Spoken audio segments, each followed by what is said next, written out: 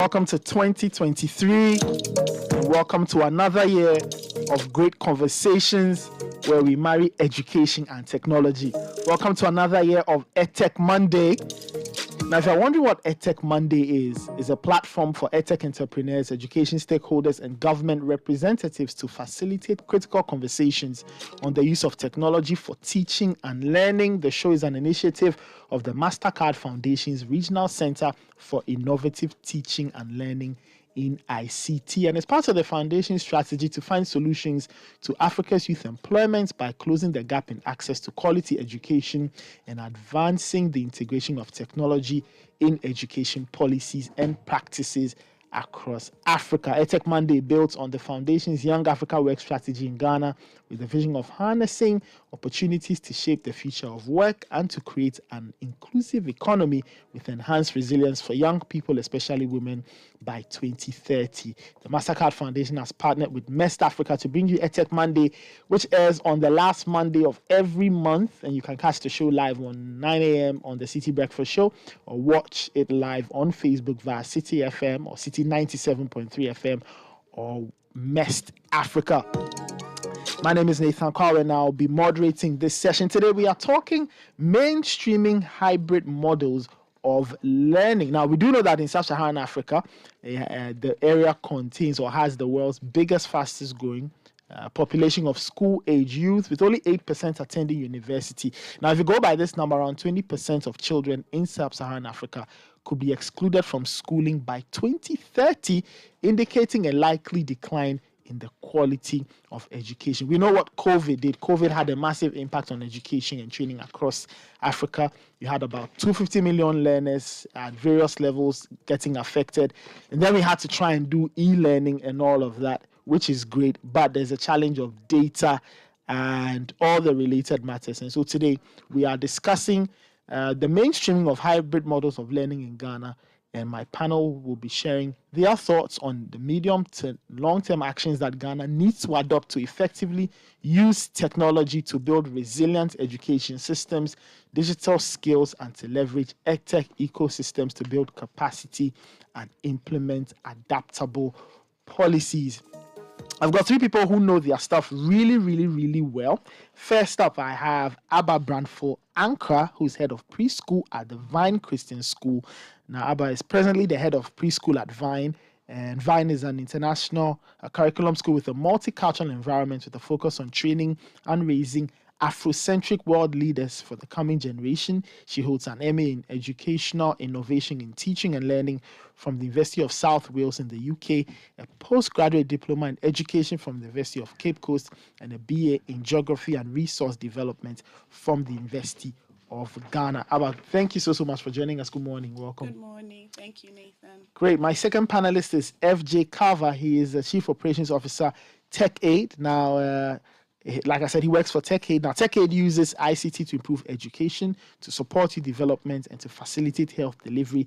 And FJ Carver is a leading expert in the field of educational technology with a deep understanding of how technology can be harnessed to transform the way we teach and learn. FJ, good morning. Welcome to Edtech Monday. Yeah, good morning. Thank you for having me. Great. And my final guest is Hilda Barasa. Hilda is Africa Policy Lead at the Tony Blair Institute of Global Change, and she is a public policy specialist with extensive experience working with governments, public sector agencies, and the private sector to deliver legislative and policy reforms. With interest in digital ID and digital government transformation, Hilda's work focuses on how governments can leverage technological advances to increase efficiencies and enhance public service delivery. Hilda, thank you so much for joining us. Welcome to Edtech Monday. Thanks, Nathan. Glad to be here. Great. Let's begin. Now, I read some stats concerning school-age youth in Africa. Can you guys just tell me what the data says about Ghana, how many in-class pupils we have at the various levels, and whether or not the hybrid model will be a viable solution to ensure inclusivity for all school-going age groups in Ghana? Maybe Abba, maybe you can start us off. All right. So the hybrid model, yes, it is a viable solution. We realized this particularly during the COVID-19 lockdown era, when the COVID-19 had an impact on the education system. At the time, there was no access to physical learning. So hybrid model was an easy access. Okay. Children had access to learning because of the hybrid model. So yes, this is what I'll say about the hybrid model. I think it's a viable option. Once we are able to access it, it's a viable option for children. Okay. FJ? Yeah, I think the hybrid model is not only important during times such as I said, during COVID, but I think technology is being integrated into everything that we do. And that if it's not fully integrated into education, the kids are losing out. And we need to start doing hybrids so that, we even today, you said we're on Facebook, right? We're sitting here, we're using hybrid model doing even on the hybrids, radio. And so the children should also learn how to use it. Wonderful. Hilda?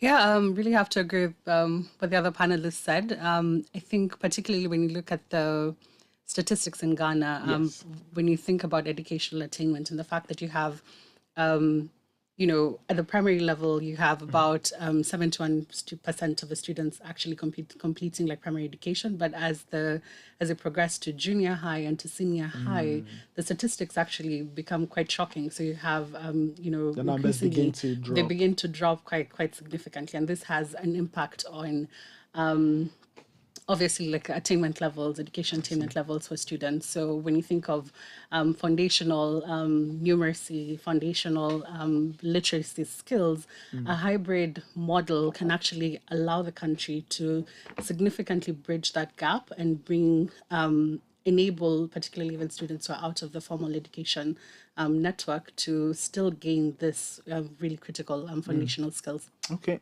wonderful. Let's get into some more specifics. Just share your experience with hybrid learning. You work in a school. You work with children and all. Let's talk about how it plays out or how it looks like at the preschool and primary levels, and what you feel is your best case scenario in mainstreaming hybrid models of learning. And then maybe you can talk a bit about the tertiary level if you want to. Okay. So, sorry.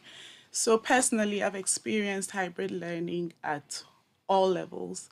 I'll start by talking about my MA degree in education. Not quite hybrid because it was fully online, but it was an opportunity. It was available. Okay. We took it. We did it. Okay, so that's a tertiary level. When I talk about at the work level, so for the primary and JHS or high school students, we ran a hybrid learning module during the COVID-19 period. We did a super job. I see. We brought the learning to the children at home, so we had a timetable where they had specific subjects every day. So they were online with their teachers and their classmates learning. It was something that we did every day. It was daily, so that we're able to keep them at the level that we wanted them to be, so that when we finally went back to school, physical school, there won't be a gap. Okay. The transition was easier because we had engaged them during the period. Okay. Now, at the preschool level, we had online learning for them as well. Yeah, we did. Obviously, we couldn't do daily as we did with primary and JHS, but we had live sessions with them twice a week.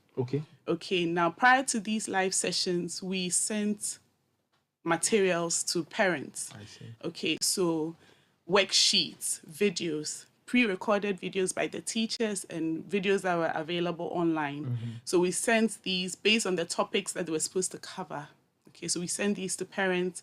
Parents go through it with the children. Then we meet them online twice a week. Now, meeting them online twice a week was super because then they got to interact with their classmates, got to interact with their teachers, so they don't forget when we come back to school that we are actually back in school.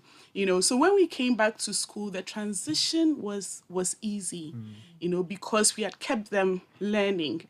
They were doing their assignments and submitting online. And I mean, personally, my children had a good time with online learning. I found that they even learned better.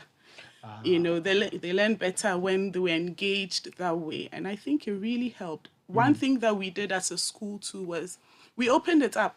So we had children from other schools who joined just for the online learning, okay. you know, because we figured you need to help during these times as well. So it was a really good program that we ran, and it really helped. Yes. Wonderful. I mean, let me get to Hilda and FJ, and maybe you can talk to me about the global frameworks guiding hybrid learning models. Are there any, and how feasible is it to mainstream these hybrid models in Ghana? You know, talk about learning and all. How can we do that?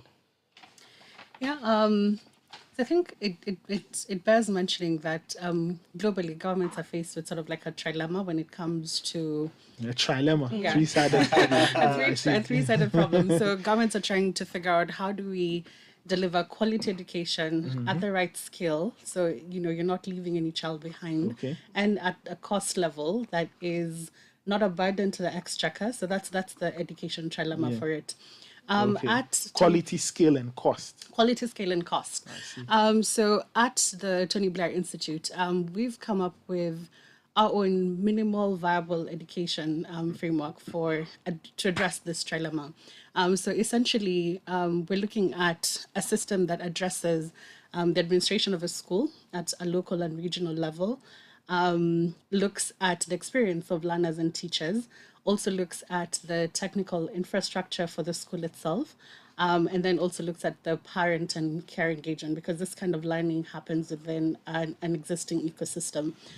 So the framework that we came up with has 3 tiers that you know basically just recognizes that what would be a minimal viable system for a high income country would differ quite drastically from what would be minimally correct for a low income country. And this would also apply to Ghana when you think of like the disparities in regions between school systems in the north versus the south, for example, or in the central region and the west.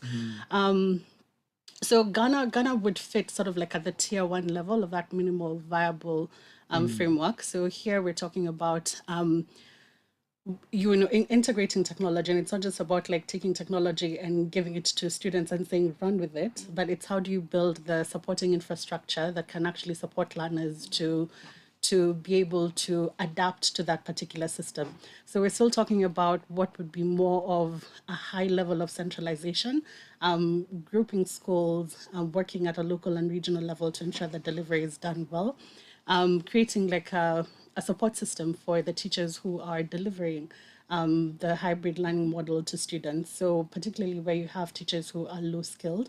So if you think of like when you're building a building, you have like a lot of scaffolding on the side. So creating that level of support for teachers.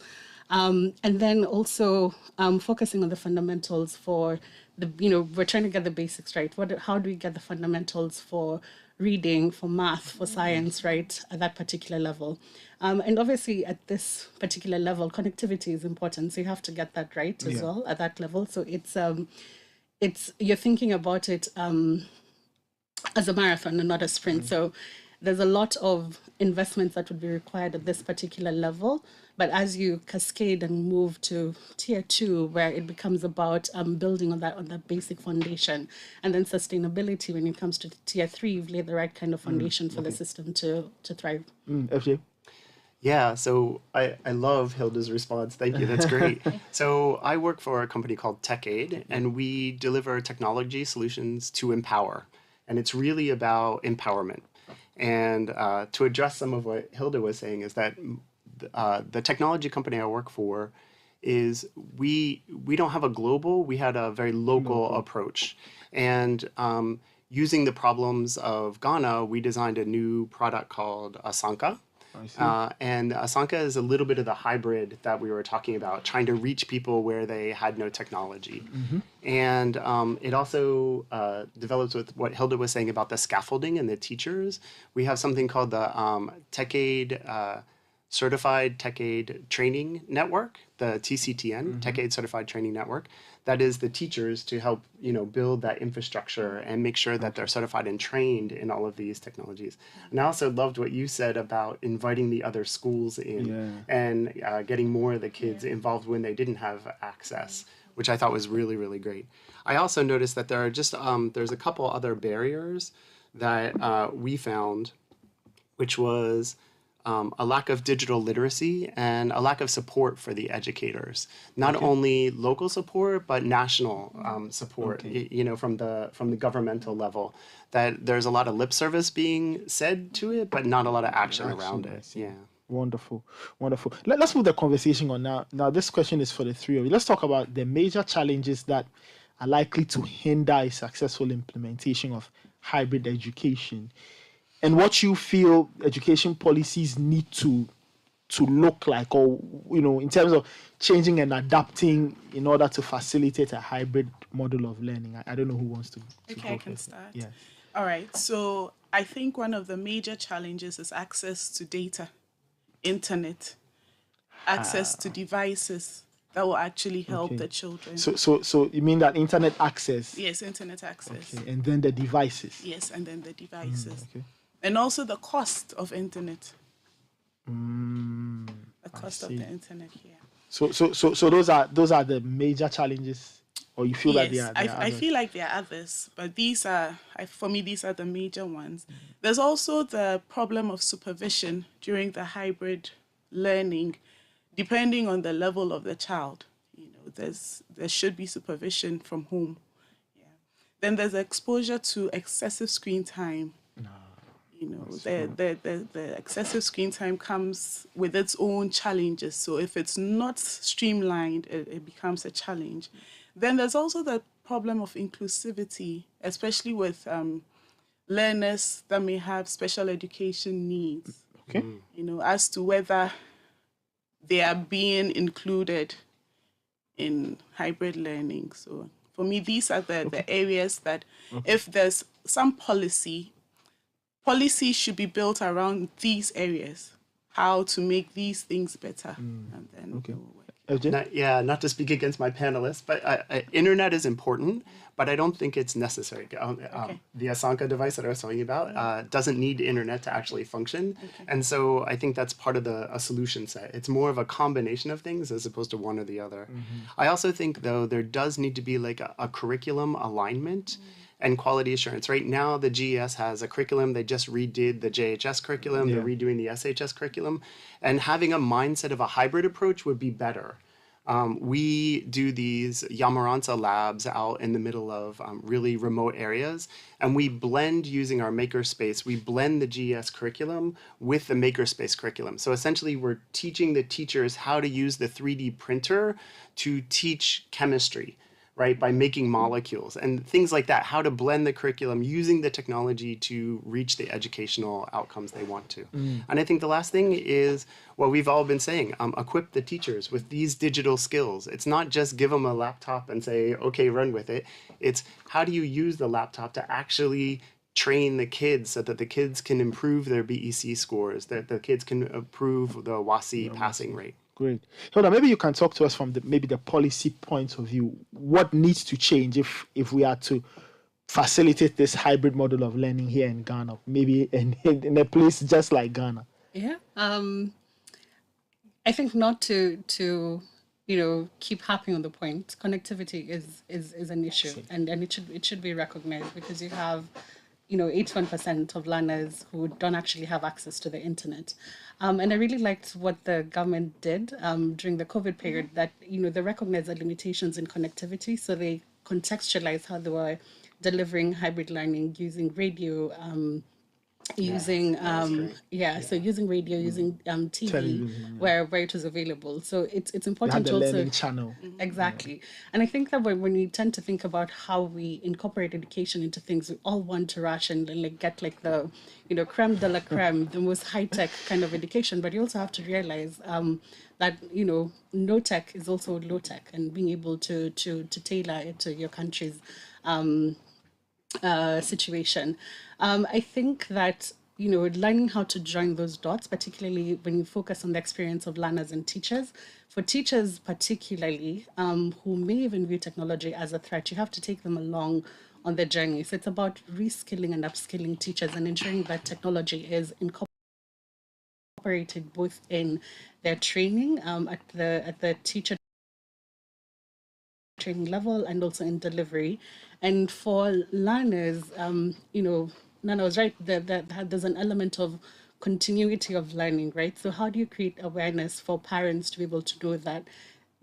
I should be able to give my child like a phone if that is the only source of a smartphone, it's the only source of technology in the house to be able to access like a learning app, for example.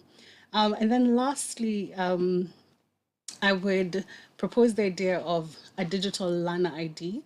Okay. Students, if you think of your own like journey, you probably switched schools. When I was, going through primary school, I switched school twice, and then you join high school or senior high school. There's more than 1 million kids who are out of school who will need to join a formal education system at some point. But the digital learning records have disappeared through the system. So when you think of like the BCE, you could actually get a child who is in the 8th grade and they don't have basic reading skills and numeracy skills, and that's because nobody has kept up with their learning records. So that progress is not actually like well documented, and people tend to fall through the cracks. So if the education system could prioritize like having something as simple as a learner ID that is able to track the progress of a student through different school systems or different education level systems, I think that would be quite helpful.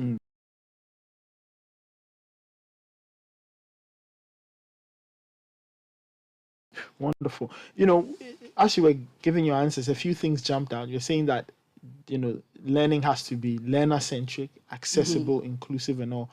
What do we do, or what measures do we put in place to ensure that these traits are there and they exist as we want to achieve equitable learning skills? FJ, maybe you can share your thoughts. Yeah, give me the hard one. I'll get Hilda's thoughts just quickly on that one too. Apologies. Yeah, well, Montessori is learner-centered, right? So it's all about kid-centered. So maybe we could learn a little bit from the Montessori model. I see. And have the public school system learn a little bit from that in giving kids the chance. And also maybe just trusting children, right? Trusting students that if we're going to do learner-centered, have learner-driven education. Give them a period where they are just exploring the technology on their own so they can learn from themselves. Some of the best learnings are done by the kids themselves. We run a robotics competition at TechAid, and it just happened last week at Edtech. And some of the solutions, we were doing the Sustainable Development Goals, and they were given a robotics set and told, come up with solution sets. And some of the creativity, again, kid-centered, student-centered creativity to solutions. We had an earthquake monitoring that came up. We had a drought indicator, water indicator for farming. It was brilliant. They, when trusting the students, they don't disappoint. I see. Hilda? Yeah. Incorporating inclusivity into the design of edtech solutions, right? So, for example, the work that the TechAid does, they provide sort of like the technology platform, but you also need to bring on board content creators who actually are able to make sure that there is continuous development of localized, high-quality content that is integrated into the system from the word go.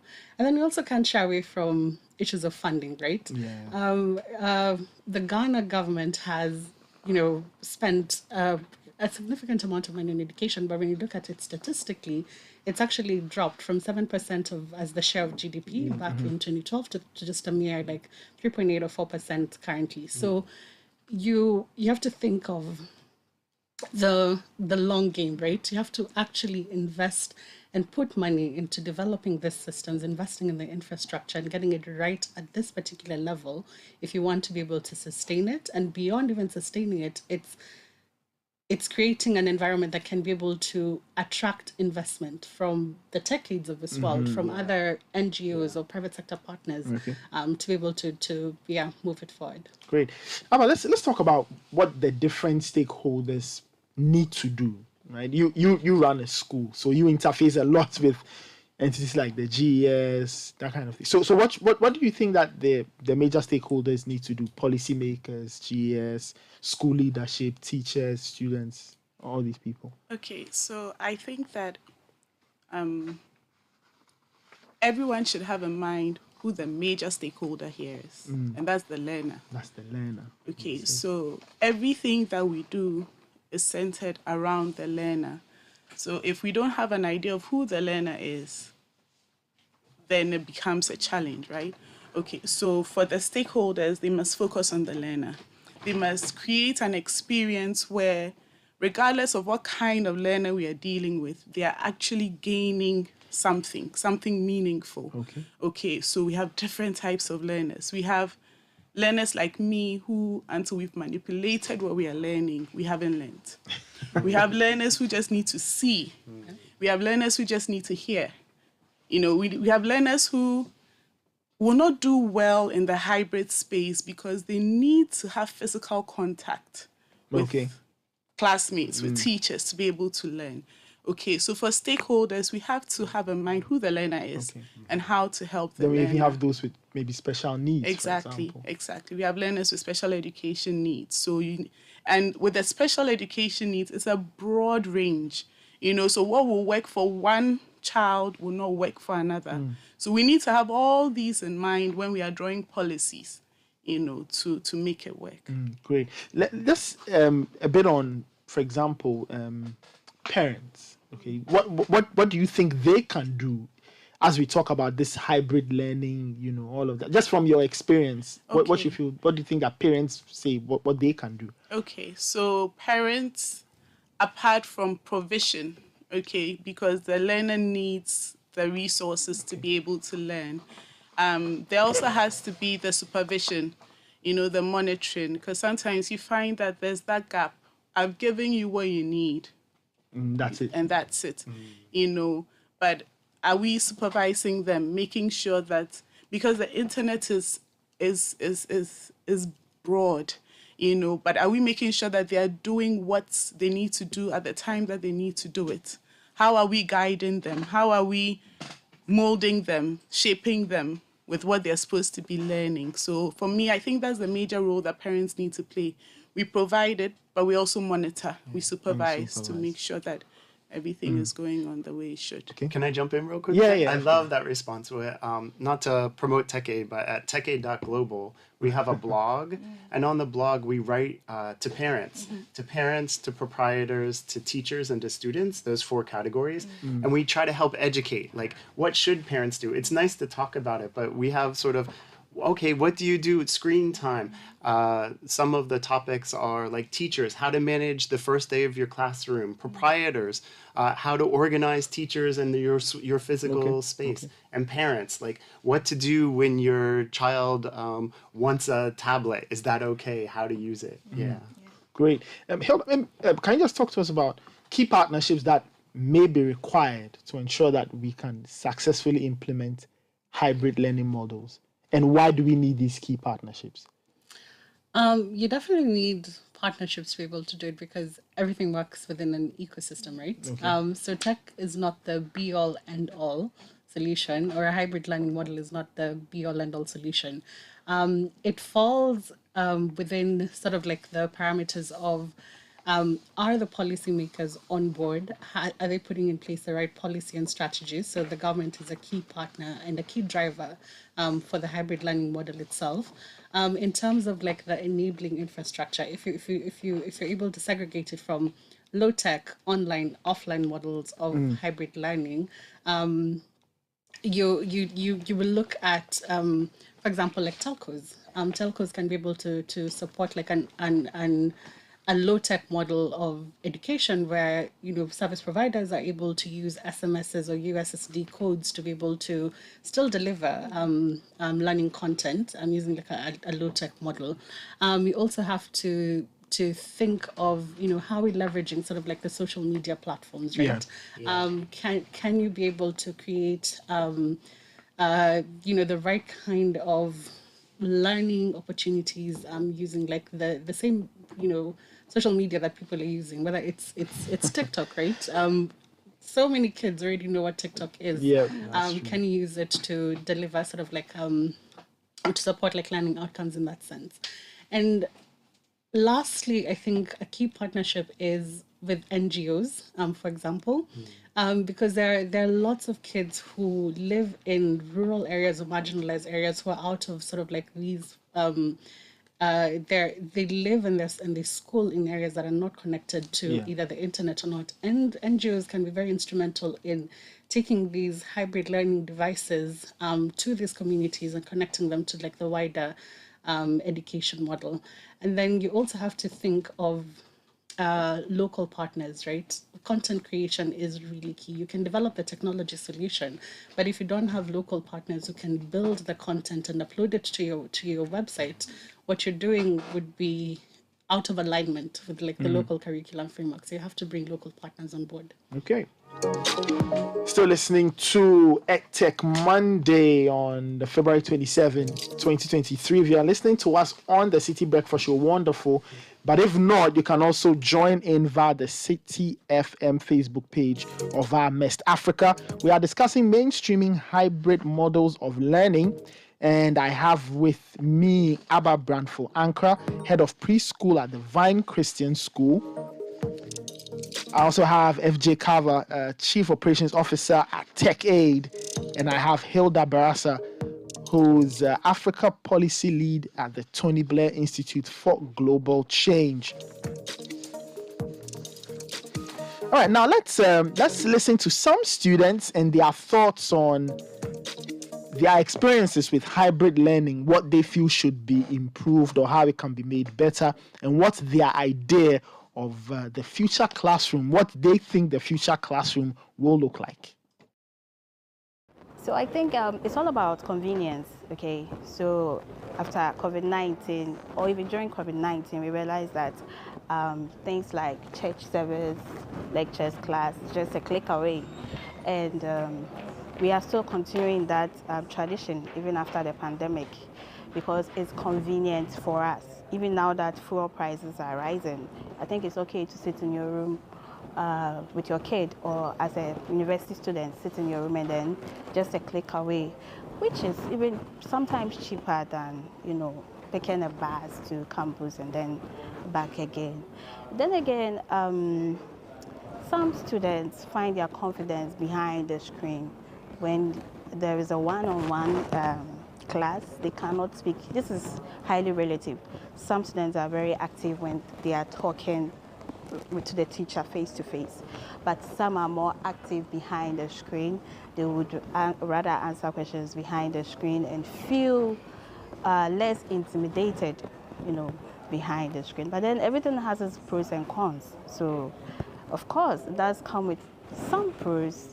With the question of having to blend online learning and physical in class, we think that's the way to go because in the line of work we do, we realize that most schools are not there yet when it comes to tech integration. So we can't do 100% online. However, we can't also sit and say we'll not do anything at all. So there needs to be a balance where we integrate both. So it also helps the children to easily transition into higher education. So as a matter of agency and as a way of making schools and students more resilient to academic disruptions, such as the one that happened during COVID, we really need to look at blending both. And it also helps to save resources, because there are times, I know some universities are doing it, there are times they do online classes, so they don't have to go to campus. Imagine someone traveling a lot of kilometers to get to school. So I think that's the way to go. We need to find a way to blend both online and then in-person learning. Yeah. In today's age, I believe that online and classic education need to be mixed. We're in the 21st century. It's an essential thing to mix the two forms of education. There's such rich resources online that you cannot teach without making good use of them. So it's basically an extension of learning, and it's a necessity. Let me say that. As a parent, I see two things. I see the use of education on one hand, and I also know about the misuse of education on the other hand. So it has to be well supervised, it has to be controlled. You have to make sure that their time is spent well on educational sites and not on social media and even other sites. So it has to be very controlled. There are some parents who may not have access to either the internet or gadgets that will use the internet. So we need to create some kind of equity, and once that is created, I'll be very much in favor for us to have, or my children to have, a mix of both learning online and learning through the traditional ways. I think it's a good thing. It's something that is needed, and we should do it. With other factors that I can mention, with the challenges I can mention, now phones are expensive, computers are expensive. So combining these two is going to be a little tedious for parents, which I believe wouldn't actually help, because definitely we are going to pay for classes and we are still going to pay for online. So it's going to be a double headache for parents. Secondly, I also believe this is going to make the children kind of isolate themselves from going out. They would rather decide to be indoors and still be doing their own thing, not even listening to what the teachers are saying. If my classroom lessons were recorded, it will be helpful, because at times you might miss some things that a teacher will say. So you need to refer back and know. If I'm able to practice past questions on my computer and get the results immediately, it'd be so efficient, because I don't need to wait and wait for someone to come mark it or mark it myself. Once I know that it will be marked as soon as I'm done. Head of preschool at the Vine Christian School, FJ Carver, Chief Operations Officer at Tech Aid, and Hilda Barasa, Africa Policy Lead at the Tony Blair Institute for Global Change. Ladies and gentlemen, you heard the students and parents sharing very interesting thoughts there. So now that we've heard all of them, let's share a few thoughts on what skills, knowledge, and capacities need to be developed so that hybrid learning is implemented well. Because you heard them, they felt there were a few issues here and there. So what do we need to do? What do we need to improve on so we can better implement this hybrid learning? Can I jump in there? Yes. Yeah. So one thing that TechAid does is when we sell a piece of hardware, we sell the training with it, because we really believe that it's not the hardware, it's the people that make the thing. And part of that we've learned over the years is what we call digital literacy, right? We give all these tools, we send people to the internet, but we don't really train them on how to use it and what's safe and what's not. You know, digital literacy isn't just on how to use it. It's things like phishing scams and spam and all of the negative things that technology can bring. And it's not that we should throw the baby out with the bathwater. It's we should train people on how to use it correctly, right? We give machetes to children on how to cut the grass, right? But machetes are also dangerous tools, but we're not afraid because we've trained them on how to use them correctly. Great. And I think if I could add on that, for every other thing, if you think of your math skills, your reading skills, there is a defined model of measuring the level of proficiency that you have. There isn't an equivalent for digital skills. So if you don't build like this model that can actually measure the proficiency of digital skills and know how a child is progressing from, point A to B, for both teachers and learners, it's very hard to measure the effectiveness of a hybrid learning model. So, similar to the parent who said, this could be a waste of time, that, they're going to be paying for their kids to go to school and then pay again for digital skills. It's because you haven't been able to quantify what skills your child is picking up from being able to interact in a hybrid learning model. So this needs to be developed, and when you're able to actually have the kind of data that backs up, my child is now proficient in being able to interact with other learners online, being able to progressively answer difficult questions digitally on the system. Similar to mathletics, right? So the way mathletics works is your child goes online, they start, answering like math questions. The teacher is able to note how long are they spending this particular set of questions or or concept, and they know that this is an area of struggle for the child. So being able to train teachers to be able to understand what the time equivalent that learners are spending in this hybrid model means in terms of their comprehension of subject matter, so they can be able to then support the digital learning with like physical support, being able to tutor them through difficult concept, I think is really key, both for the sustainability of the model, but also for, awareness creation. Abba. Okay, so I think Hilda and FJ have basically said everything. I was really hoping somebody will leave something. So I'll have something to say, But I think that they've said it. So yes, computer literacy skills are very important. I will focus on the educator or the teacher. So once we train them with the skills that they need, I think it's important that we actually find a way to create networks for them, so that they are able to collaborate, share ideas, support each other, so that the learning is actually spread, I think that will help. And then with the children or the learners, yes, computer literacy skills. And I think that typing skills are also quite important. Typing skills? Yes, because we are moving in a world now that, so we're talking about hybrid learning, we are doing a lot of things online, we're doing a lot of things with computers. If we are not able to identify the keys on the keyboard and use them, then it becomes a challenge, because we are answering questions online, we are submitting our assignments online. So typing skills are also very important for the children. So I think that's another skill too that we can build on. Great. Hilda, let's talk about educational stakeholders. How can they be supported in producing and using education and skills data to inform policy and support planning and make decisions and all that? I think the hybrid learning system in Ghana, it's fairly nascent. It's sort of like it's very new. Very new. And it's only since COVID that sort of like exposed sort of like the weaknesses in the traditional learning system, particularly for continuity, that such conversations have taken center stage. So when I think of how you engage policy stakeholders in the sector, you're engaging them through three things, right? So there's policy, and then process, and then technology, and it has to be factored at, how you engage them has to be factored around these three particular things.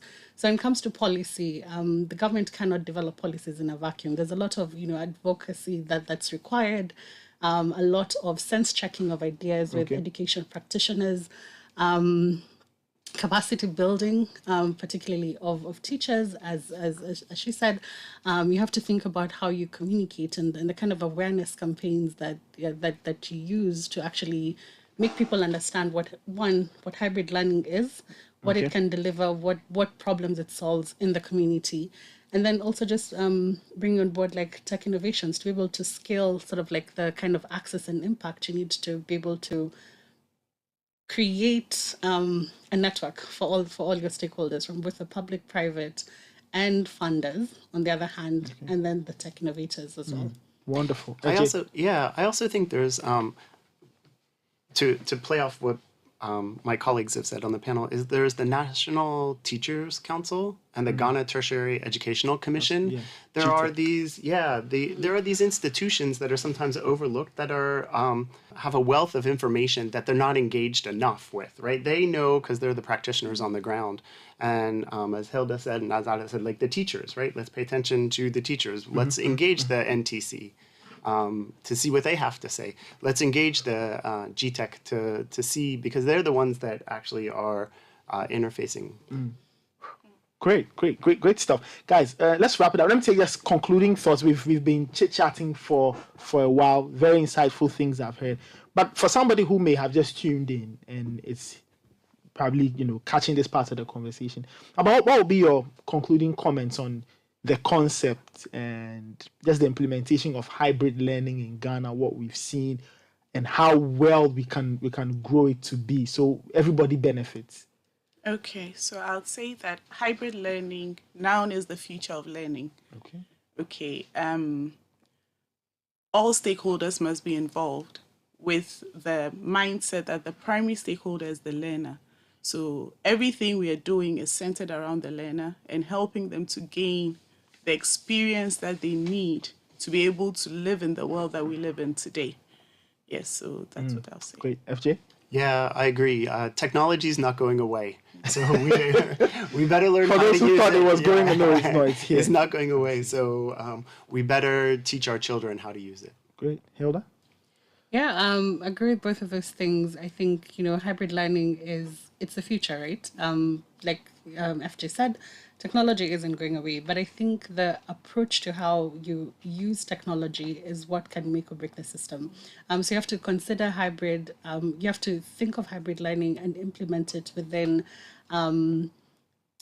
with that big picture in mind. So you're thinking about a holistic approach to it, thinking about the ecosystem itself, and ensuring that it can succeed just by focusing on the enabling infrastructure, looking at the business models for tech innovators or edtech providers, looking at the human capital element for teachers, and then lastly, not forgetting, make it enjoyable and fun for learners, and make sure that you're bringing That's important. you're bringing the key. community and part. parents along with it. Great. Wonderful. Thank you so much. I had Abba Brandford, Ankara, head of preschool, Vine Christian School. I had FJ Carver, Chief Operations Officer, Tech Aid, and I had Hilda Barras, Africa Policy Lead at the Tony Blair Institute for Global Change. And this morning we've been talking mainstreaming hybrid models of learning. So we've heard it, that really is our reality. Technology won't go away. We need to embrace it, but we need to build ourselves and develop the infrastructure and capacity to do it and do it well. So the learner benefits. The learner is the most important element in this equation. The learner has to benefit. Let me thank my guests once again, Abba, FJ, and Hilda. Thank you so much for coming in. It was fun. It was great. And I'm better educated than when we started. Thanks for having us. Right. Yeah, thank you. Thank you. So that was our serving of Edtech Monday for February. Now, Edtech Monday is a platform for Edtech entrepreneurs, education stakeholders, and government representatives to facilitate critical conversations on the use of technology for teaching and learning. The show is an initiative of the MasterCard Foundation's Regional Center for Innovative Teaching and Learning in ICT, and it's part of the foundation's strategy to find solutions to Africa's youth employment by closing gaps in access to quality education and advancing the integration of technology in education policies and practices across Africa. Edtech Monday builds on the foundation's Young Africa Work strategy in Ghana with the vision of harnessing opportunities to shape the future of work and to create an inclusive economy with enhanced resilience for young people, especially women, by 2030. The MasterCard Foundation has partnered with MEST Africa to bring you Edtech Monday, airing on the last Monday of every month. Catch the show live at 9 a.m. On the City Breakfast Show, or watch it on Facebook Live via City 97.3 FM or MEST Africa. My name is Nathan Kwao and I moderated the session. Join us in March for another insightful session on EdTech, education and technology.